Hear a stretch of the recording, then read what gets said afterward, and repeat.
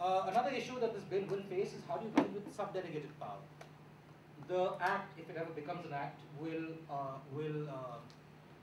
grant powers to various authorities. There will also be a rule-making power by which the central government or the state governments, as the case may be, depending on who has legislative competence, will frame rules to give effect to the provisions of the Act. What also happens is that rules subdelegate powers to to smaller authorities or by means of regulations. On the one hand, it's a good thing. For example, as I was talking earlier, giving commissions the power to regulate themselves is a subdelegated power that is essential. On the other hand, subdelegating powers takes these powers away from the ordinary gaze of citizens, of people, and therefore seals institutions and commissions from public and judicial review. Well, not judicial, but public review. We then have issues around the non-obstante clause. I'll start summarizing. A non-obstante clause is necessary because, as I pointed out earlier, we have several competing legislation. I just listed a few, but there are literally hundreds, especially when we look at surveillance and interception, there are hundreds. These don't have to be statutes, these can be individual government orders. How do you ensure that this act, if it ever becomes an act, specifically overrides each of these competing legislation? The general principle of law is that a specific law overrides a general law. In this case, in the restricted area of data privacy, the general law will be the Information Technology Act, and this will be the specific law. So there's a clear override. In terms of the criminal process, the CRPC and IPC will be the general laws, and this will be the specific law. However, as we've also seen that some of these powers are concurrent powers, which leaves it open to the states to enact their own specific laws. Again, we have constitutional precedent over here to ensure that this law will prevail. But the point is that this is still a muddy situation which we must sort of plot through. These are a brief summary of, we're restricted by time. This is a brief summary of the issues that we face in just before we even start looking at principles which should inform privacy. Before we talk about the individual, before we talk about law and what principles we think should be enforced, this is a broad summary of the legal, policy, and governmental framework which we face. And these are issues that are facing you. These issues will prevent you or enable you, as the case may be, from having your say in a democratic process.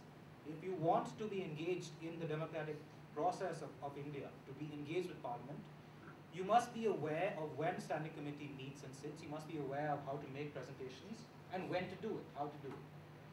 That being said, I will leave you to read the individual provisions of this law, and I'm available for comments or questions as the case may be. Thank you. Let's move on to our next speaker, Apar Gupta. Apar Gupta has obtained his master's from Columbia Law School, where he was on the editorial board of Columbia Science and Technology Law Journal. He's well known for having authored a book on the Information Technology Act, which is published by LexisNexis. He represents government and public sector units in litigations and arbitrations, and is presently on the panel of lawyers for the Controller of Certifying Authorities, the CCA. Apar is widely quoted in the press and issues of information technology, and has a number of publications on subject of international peer review journals. I invite Apar to. Thanks for that introduction. Continuing with what was done earlier, I'll be limiting the analysis also which I'm making to certain key points of the draft itself, as well as the Justice A.P. Shah report, which I feel are quite substantial and raise issues. I'm not going into issues under the law which will get passed, not in terms of definition of privacy itself. And what concerns me most is the method of collection of information by government now is not only direct, it's also through private companies, and how lawful requests are made to private companies. And before I just jump into this, there's also a huge debate as to, it's a cultural relativity argument as to whether privacy exists in India to begin with, or this is something which is being imposed, and how are courts treated it ordinarily. So one of the earliest examples of the privacy right being agitated in India was in terms of easements, in terms of actual physical structures where a person's window opened into somebody else's house. And that's where the Indian Easements Act came into play, and it stated that such conduct would in fact infringe upon somebody's privacy. Now, going forward from this tort-based formation of privacy, we gradually noticed that most privacy actions which were agitated in court, and this is only through court because we didn't have legislation, was in terms of when there was state intrusion and bodily intrusion into the physical premises of a person. And how did the courts treat this? The courts essentially gradually did carve out a privacy right. However, they always laid down certain conditions under which it would be permissible for the state to violate this right itself. So in a sense, what we had were a number of conditions, time and again, which were stated by the court to be, if the state was complying with it, then it would be perfectly legal for it to continue with the privacy violation. And the case which is most relevant to our discussion right now, especially on this panel, and which relates to the modern structure with regard to interception and surveillance which exists in terms of telecommunication, and even under the digital interception which is carried forward under the rules made under the IT Act, arises from the Supreme Court decision in People's Union for Civil Liberties versus Union of India, which is a 1997 decision. Now, what it goes on to do is essentially state that under the Telegraph Act, the government has an absolute monopoly on the telegraph itself, and it then states on to say that, but this power for interception on the telegraph, which includes the telephone, has to be exercised with certain safeguards. This includes an order which has to be in writing, which has to then flesh out the grounds under which the interception was granted, and these grounds closely match reasonable restrictions which are there under 19(2), Article 19(2) of the Constitution of India. And moreover, further they go on to state that this order has then a term of validity. Interception order can be for a specified term. It cannot be renewed again and again, and there has to be a review committee which has to look at such orders. But if we just step back and look at how all these safeguards are imposed and how they are actually enforced, we find a huge disparity between the letter and the law of the law and actual practice. And this has revealed itself through recent instances of the Neera Radia case, of the Amar Singh case, even more recently the Arun Jaitley case, and the interception requests which were passed by the Gujarat government. Firstly, in terms of the Neera Radia case, if you look at it quite closely, the interception request originated from the income tax department, which was concerned as to her being involved in tax evasion. Subsequently, there is a press release which is taken out and which states that tax evasion does not constitute one of the grounds for ordering such interception. In Amar Singh's case, what you notice is that there is a TAP order which is sent to a private telecom operator, which more or less contains several typographical mistakes and supposedly originates from the Delhi police, but the Delhi police later on comes on record and states we never issued such a TAP order. The cellular provider states that we often get such TAP orders which do not comply with the requirements which have been put in place under PUCL, but we still comply.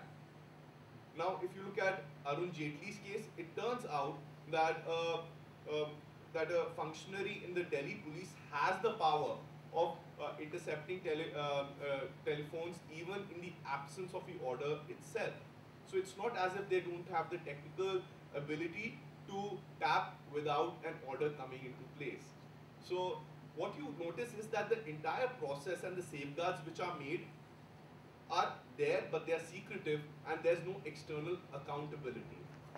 And now just imagine and play that with how does the private industry interact with such requests?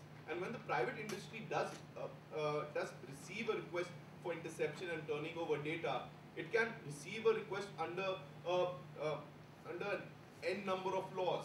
It can even be just an executive order which is just issued on the letterhead of a ministry, and it more often than not will comply with it. And this just brings me to what the Justice Shah Committee report notes.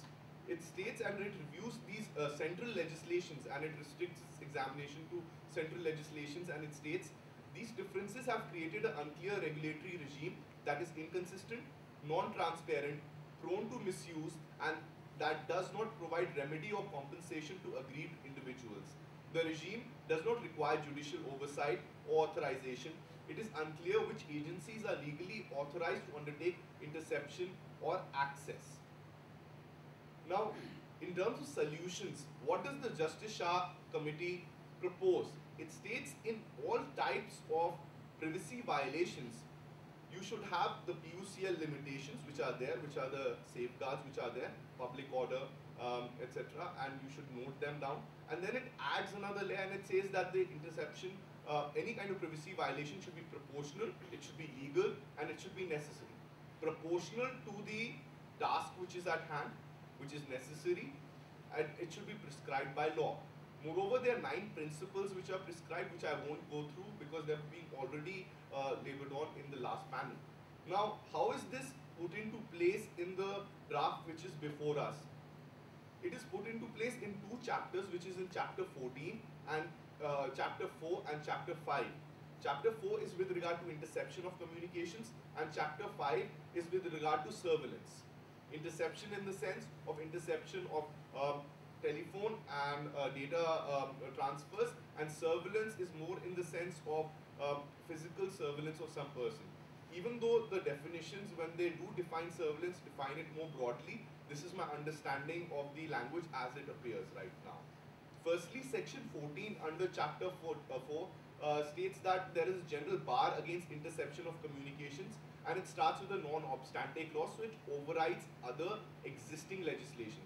And this is important because right now we are governed by the safeguards which have been put into place under the Telegraph Act, I think under Rule 419A. Now, it also ties in it with a purpose, that there has to be a purpose to the interception itself, which is stated in section 14. Section 15 then goes on to state that all such requests have to be made